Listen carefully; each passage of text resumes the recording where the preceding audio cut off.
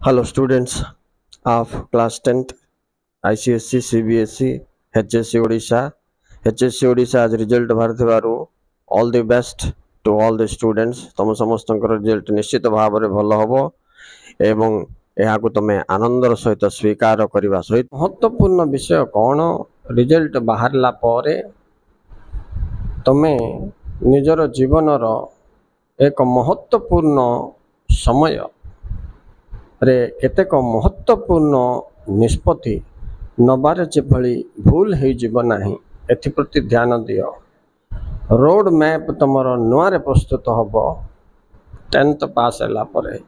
ଏ road ମ୍ୟାପ୍ରେ ଦୁଇଟି ଧାରା ବାହାରିବ, ଗୋଟେ ଟେକ୍ନିକାଲ ଆଉ ଗୋଟେ ନନ୍ ଟେକ୍ନିକାଲ।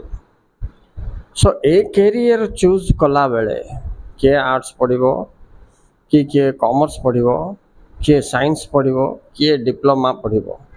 तो ये सिलेक्शन चॉइस ऑफ कैरियर आसंता तुमर जीवनर एक मुख्य अध्याय आरंभ करिवो, शुभारंभ करिवो। तेणु पास होबार आनंद और उत्सव को मनाइबा सहित ध्यान रे गुटे जिनस रहिबा दरकार जे भविष्यतर अनेक परीक्षा गुड़िक उत्तीर्ण हेबा पाई कौन सब कौशल अवलंबन करने निहाती आवश्यक।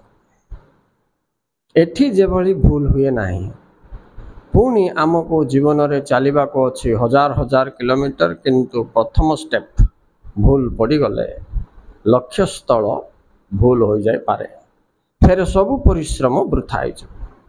एणु मोर अनुरोध पिला माने हैप्पीनेस किंबा सरोनेस दुईटा जाक अतिरिक्त न होई संतुलित स्थिति रे रही तुमर फ्यूचर प्लान विषय रे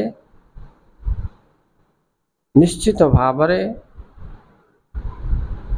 अन्य मानक बड़ मानकर सजेशन नहीं ठीक लाइन को चूज करिवो। कन्फ्यूजन आदौ हेब नहीं।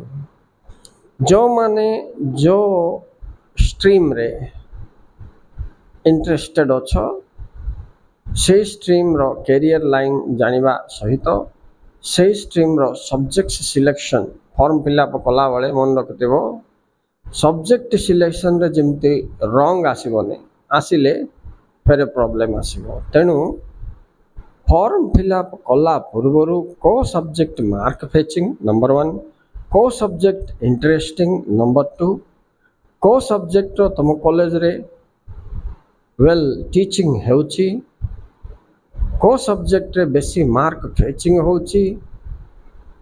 ये हिसाब रे तुमको अनेक इनक्वारी करी सब्जेक्ट सिलेक्शन करिया कथा। प्राय 70% पिला एठी असुविधा पड़ जाते। सो be careful, enjoy your result, but make perfect career plan with perfect subject selection and college selection and everything what is necessary.